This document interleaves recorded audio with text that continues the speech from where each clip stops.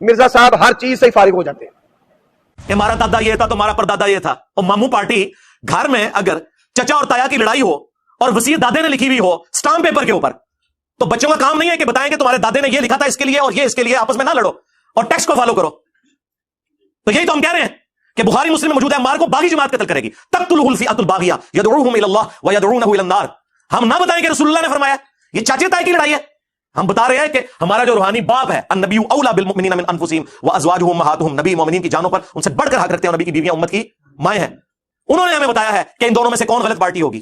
اب یہ کہہ رہے ہیں کسی نے نہیں، 14 صدیوں میں کسی نے نہیں جمع کیا، تو پھر تو اس کا تو مطلب ہے یہ کارنامہ ہے جو تمہارا کوئی ابا نہیں کر سکا. اس کو تو کریڈٹ کے طور پر پیش کرو نا، 14 صدیوں میں نہیں کسی نے کیا. جب فتنہ 14 صدیوں میں کسی نے سیاست معاویہ زندہ باد بھی تو نعرہ نہیں لگایا تھا. ابھی تک تو صرف یہ کہتے تھے کہ کام ڈالا ہے، زبان بند رکھو بس اس بندے کے بارے میں. تو جب آپ یہ نعرے لگاؤ گے خلافت راشدہ حق چار کے ساتھ سیاست معاویہ زندہ باد، تو سرکار کی پمفلٹ بھی پھر باہر نکلیں گے نا. آج تک یہ کام بھی تو کسی نے نہیں ڈالا تھا نا. ہاں جب کام پہنتا ہے تو پھر اللہ تعالیٰ اپنے بندے اٹھا دیتا ہے. میں نے یہ کہا تھا کہ مولا علی علیہ السلام کے حق میں مخالفین پر تلوار اٹھاتا، اس میں کون سی شرعی طور پر غلط بات کی ہے؟ یہ تو عین ایمان ہے. اب پتہ چل گیا کہ اس زمانے میں جو حضرت علی کے مخالفین تھے وہ کون تھے، یہی وہابی پارٹی. ہاں واہ، اس پلانٹ ارتھ پہ کون سا رافضی ہے جو حضرت معاویہ رضی اللہ تعالیٰ عنہ کہتا ہو، حضرت مغیرہ ابن شعبہ رضی اللہ تعالیٰ عنہ کہتا ہو، حضرت عمرو بن عاص رضی اللہ تعالیٰ عنہ کہتا ہو؟ ان تینوں کو تو کوئی رافضی تقیہ کر کے بھی رضی اللہ عنہ نہیں کہتا. تقیہ وہ کرتے ہیں خلفائے ثلاثہ کے اوپر یا سیدہ عائشہ کے اوپر سلام اللہ علیہا ورضی اللہ عنہم اجمعین وعلیہم السلام اجمعین، جو خود سعودیہ کے ٹکڑوں کے اوپر پل کے ان کی نوکریاں پوری کر رہے ہیں. وہ مجھے کہہ رہے ہیں جی ایران کے ٹکڑوں پہ پل، یہ سمجھتے ہیں کہ جس طرح ہم چندوں پہ چل رہے ہیں باقی بھی چندوں پہ چل رہے ہوں گے. ہاں میرے بھائی اس پیشن کے ساتھ چندہ نہیں کبھی بول سکتا. ہاں اس کے ساتھ نہیں کبھی تائید آتی کہ ایک بندے نے پوری وہابیت اکھاڑ کے رکھ دی ہے، اور ان کے یعنی انہوں نے جو لبادے اڑے ہوئے تھے وہ اتار کے رکھ دیے ہیں. یہ کہتے تھے ہم بخاری مسلم کے ماننے والے ہیں، اب منہ چھپاتے پھر رہے ہیں بخاری مسلم سے. ان کو ڈر لگا ہوا ہے کہ پھر لوگ پوچھیں گے کہ کس رضی اللہ عنہ نے، کس رضی اللہ عنہ کے کہنے پر عمار رضی اللہ عنہ کو شہید کیا. آپ کو یہ تو بتائیں گے کہ اسلام کے پہلے 2 شہداء حضرت عمار ابن یاسر کے ماں اور باپ ہیں، ایک دن میں ان کی نگاہوں کے سامنے شہید ہوئے. ان کی تکلیف کا کوئی اندازہ کر سکتا ہے؟ حضرت یاسر اور سیدہ سمیہ رضی اللہ عنہما وعلیہم السلام. لیکن آپ کو نہیں بتاتے کہ ان کے بیٹے کو کس نے شہید کیا. ہمیں یہ مشورے دے رہے ہیں کہ جی آپ جو ہے نا وہ نیوٹرل ہو جاتے ہیں. کیوں نیوٹرل ہوتے ہیں بھائی؟ کس دلیل کی بنا پر؟ بخاری اور مسلم دونوں میں حدیث ہے، فتنوں کے دور میں جماعت المسلمین اور ان کے امیر کو لازم پکڑ لینا. تو کیا حضرت علی اس فتنے کے دور میں مسلمانوں کی جماعت کے امیر نہیں تھے؟ پھر مسلم کی حدیث کہ جب ایک خلیفہ کی بیعت ہو جائے جو کوئی خلاف کھڑا ہو اسے قتل کر دو، اسی کے تحت جنگ صفین لڑی تھی مولا علی نے. تو کیا مولا علی کا ساتھ نہ دیتے؟ پھر مسلم کی حدیث کہ جو وقت کے امیر کے بغیر، امام کے بغیر، اس کی بیعت کے بغیر، اسے پہچانے بغیر مرا وہ جاہلیت کی موت مرا. ہم جاہل مر جاتے.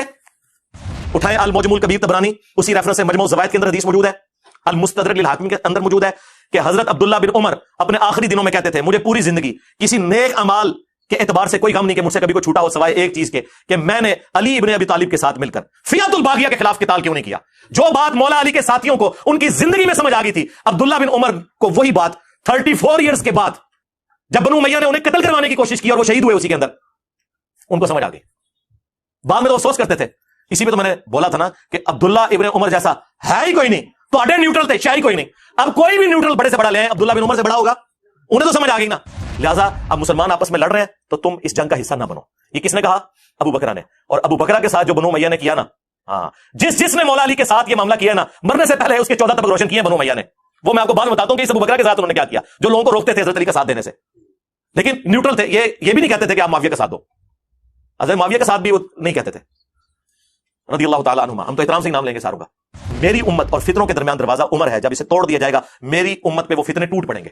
اصل سیدنا عمر کی شہادت اسلام کی پیٹھ میں پہلا چھرا ہے، اور اس کا جو اینڈ ہے وہ شہادت سیدنا حسین بن علی ہے، واقعہ کربلا. اور سرکار صلح حسن اس وقت تک تھی جب تک کہ حسن کے بھائی کو آپ نے قتل نہیں کیا تھا. آج حسن بن علی قبر سے نکل آئے، انہیں پتا چلے کہ اس صلح کا یہ انجام کیا کہ تم نے میرے بھائی کو اور میرے پورے خاندان کو قتل کر دیا. صلح حسن تو منسوخ ہو چکی، اس کی تو کسی شرط پہ حضرت حسن کی زندگی میں عمل نہیں ہوا، الٹا حضرت حسن کو زہر دے کے مار دیا. اور پھر کربلا کے بعد یہ کہنا صلح حسن کو گل کرنے لی کرو یار. جس طرح صلح حدیبیہ ٹوٹ گئی تھی اس طرح یہ بھی ٹوٹ گئی. آج کی ڈیٹ میں آپ کیا بات کر رہے ہیں؟ اب یہ حدیث جب سنائی نا ابو بکرہ نے تو زیاد نے گردن سے پکڑ کے، مسند احمد کے الفاظ ہے، حضرت معاویہ کے دربار سے باہر نکال دیا دھکے مار کے، اور کہا کہ تنو اور کوئی حدیث نہیں سی لبھی. جو یہ ایسی سانو کہندے نا کہ تانوں ایک حدیث ملی ہے تقتلہ الفئۃ الباغیہ یدعوہم الی اللہ ویدعونہ الی النار. تواڈے بزرگ بھی یہی کچھ کرتے سن. اور بزرگ کون؟ آؤٹ آف ویڈ لاک پیدا ہونے والا ابن مرجانہ کا بچہ زیاد. حضرت عثمان کی شہادت کی بینیفیشری ہے ہی بنو امیہ. ٹھیک ہے. حضرت عمر کی شہادت کی جو بینیفیشری ہے وہ الٹیمیٹلی بنو امیہ ہوئی ہے. ٹھیک ہے. مغیرہ ابن شعبہ کا غلام تھا جس نے حضرت عمر کو شہید کیا. ہاں براما سٹوری میں جیسا تسی بناندے ہو کہانی جی عبداللہ بن زبا نے کر چھڑیا. عبداللہ ابن سبا کا نام اب بخاری سے لے کے اپنے ماجہ تک کسی حدیث کے اندر بھی نہیں آیا. صرف بنو امیہ کی بدماشیوں کو چھپانے کے لیے انہوں نے ایک کریکٹر گھڑا جو حضرت علی کے زمانے میں آیا تھا. اس کا شہادت عثمان سے لینا دینا نہیں. شہادت عثمان تو ہوئی ہے حضرت عثمان کے گورنر کی وجہ سے. وہ میں نے اپنے ریسرچ پیپر کربلا والے میں ڈال دیا ہوا ہے. پہلے خلیفہ کے مخالفین کون؟ کہتے ہیں جی مرتد. دوسرے خلیفہ کے مخالفین کون؟ کہتے ہیں جی کافر، رومنز اور پرشینز. تیسرے خلیفہ کے مخالفین کون؟ کہتے ہیں جی بلوائی. چوتھے خلیفہ کے مخالفین کون؟ اے رضی اللہ عنہ. چوتھے کے ساتھ اتنی دشمنی. چوتھا تو وہ ہے جس کے ہر مخالف کے بارے میں بخاری مسلم میں رسول اللہ کی حدیثیں ہیں. جی ہمارا تو پورا مقدمہ ہی ختم ہو جائے اگر ہم حضرت عثمان کے مخالف ہو جائیں. ہم نے کیوں مخالف ہونا ہے؟ ہم انہیں خلیفہ راشد مانتے ہیں. ان کے دور حکومت میں کچھ مس ہینڈلنگ ہوئی لیکن ان کی نیکیاں اور اسلام کے لیے کنٹریبیوشنز ان کی ان اجتہادی غلطیوں کے اوپر بھاری ہیں. میرے بھائی حامی تو آپ کو بتا رہے ہیں علیکم بسنتی و سنت الخلفاء الراشدین المہدیین، تم پر میری سنت اور میرے خلفاء راشدین کی سنت لازم ہے. تو یہ صرف پہلے 3 خلفاء کا حدیث ہے. چوتھے کی باری آئے تو خاموشی اختیار کر لو، نیوٹرل ہو جاؤ، کہانیاں کروانی بند کرو. عمار بن یاسر نے فرما دیا تھا صحیح بخاری میں کہ اے لوگوں، عائشہ بصرہ سے روانہ ہو چکی ہیں، وہ دنیا اور آخرت میں تمہارے نبی کی بیوی ہیں، مرتبہ نہیں کام ہونے دیا. لیکن اللہ تمہیں آزمائے گا کہ تم اللہ کی اطاعت کرتے ہو یا عائشہ کی اطاعت کرتے ہو. کیونکہ علی کی اطاعت اللہ کی اطاعت ہے. اطیعوا اللہ و اطیعوا الرسول و اولی الامر منکم. یہ سلف کا فہم لو لیا ہے. عمار بن یاسر کا فہم لے لو. اور لو سنن کبری البیہقی میں موجود ہے. عمار بن یاسر کہتے ہیں اہل صفین کو، معاویہ کی پارٹی کو، اہل شام کو یہ نہ کہو کہ یہ کافر ہو گئے ہیں، یہ کہو یہ فاسق اور ظالم ہے. ظالم کا لفظ موجود ہے. دکھاؤ جی، لو دیکھ لو. اور دکھائیے المستدرک الحاکم میں موجود ہے اوپر تلے. جب حضرت زبیر آئے اور حضرت علی نے انہیں حدیث یاد کروائی. زبیر یاد ہے نا، حضور نے کہا تھا ایک دن تو علی کے خلاف تلوار اٹھائے گا اور تو اس وقت ظالم ہوگا. تو حضرت زبیر ایڑی لگا کے جنگ چھوڑ کے پیچھے چلے گئے. لیکن وہ ایک خبیث تھا حضرت علی کی فوج میں خارجی، اس نے جا کے انہیں شہید کیا. اور جب خبر سنانے آیا تو حضرت علی نے فرمایا مسند احمد اور مستدرک الحاکم میں کہ صفیہ کے بیٹے کے قاتل کو، ابن جرموز کو جہنم کی بشارت سنا دو میری طرف سے، کیونکہ میں نے رسول اللہ سے سنا تھا کہ ہر نبی کا کوئی نہ کوئی ساتھی ہوتا ہے اور میرا ساتھی زبیر بن عوام ہے. ہر نبی کے ساتھ ہواری ہوتے ہیں اور میرا ہواری زبیر ہے. یہ حضرت علی اس کے قاتل کو جہنم کی بشارت سنا رہے ہیں اس نسبت کی وجہ سے کہ وہ رسول اللہ کے ساتھی تھے، اسی لیے انہیں بھی توفیق ہوئی ہے. حضرت اللہ بھی جنگ چھوڑ گئے. حاکم میں موجود ہے مروان کو جب پتا چلا حضرت اللہ بھی جنگ چھوڑ رہے ہیں، اس نے پیچھے سے گھٹنے میں تیر مارا یا نیزہ مارا اور وہ شہید ہو گئے. اہمی تو نہیں پھر مولا علی نے فرمایا کہ میں اللہ سے امید کرتا ہوں مصنف ابن ابی شیبہ میں فضائل صحابہ میں کہ یہ جو سورۃ الحجر کی آیت نمبر 47 ہے کہ قیامت والے دن اللہ تعالیٰ اہل ایمان کے دلوں سے ایک دوسرے کے خلاف قدورت نکال دے گا اور وہ تختوں پہ آمنے سامنے بیٹھے ہوئے ہوں گے. یہ میرے عثمان بن عفان، طلحہ اور زبیر کے بارے میں ہے کہ اللہ تعالیٰ ہمیں جنت میں پہنچائے گا اور ایک دوسرے کے بارے میں اگر کوئی میل آ گیا غل تو نکال دے گا. لیکن ماموں کو نہیں معاف کیا، ان پہ قنوت نازلہ پڑی مولا علی نے. اللہم علیک بمعاویہ و اشیاہ، اے اللہ معاویہ اور اس کے شیعہ کو برباد کر، عمرو بن عاص اس کے شیعہ کو برباد کر، ابا سلمی اور اس کے شیعہ کو برباد کر. اور یہاں تک فرمایا کہ مصنف ابن ابی شیبہ میں موجود ہے کہ میں اللہ سے امید کرتا ہوں کہ میرے مخالفین جو اہل شام ہیں یہ بھی جنت میں چلے جائیں گے، اللہ انہیں معاف کرے گا. اور پھر مقدمہ میرے اور معاویہ کے درمیان اللہ کی بارگاہ میں طے ہوگا. یہ مقدمہ بھی طے ہونا ہے، یہ دنیا میں طے کر کے بیٹھے میں. اور اپنے گھر کی خبر لو. تمہارا ابا جس کے اوپر تمہارے فرقے کا نام ہے وابی، اس کے بیٹے عبداللہ بن محمد بن عبد الوہاب نے ایک کتاب لکھی ہے سیرت الرسول. فری PDF ہماری ویب سائٹ سے ڈاؤن لوڈ کریں. خلفائے راشدین کے اوپر چیپٹر بند ہے. اس نے وہ جملے لکھے ہیں کہ ان کی کانپے ٹانگ ہیں.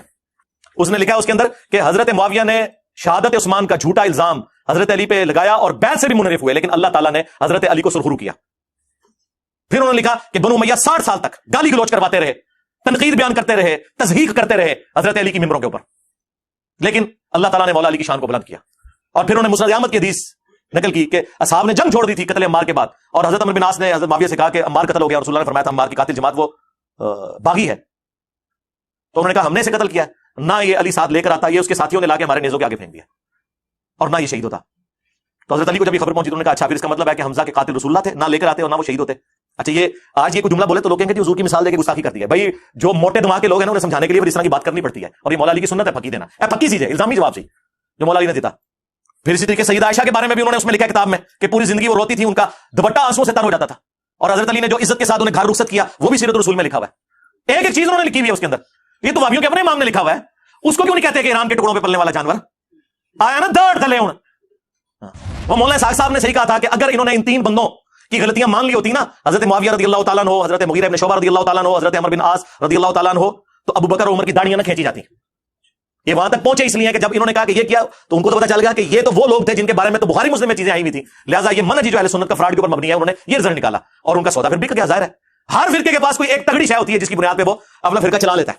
ہاں ہر فرقے نے ایک ایک مضبوط بات کوئی پکڑی ہوئی ہے. کل حزب بما لدیہم فرحون. اچھا جی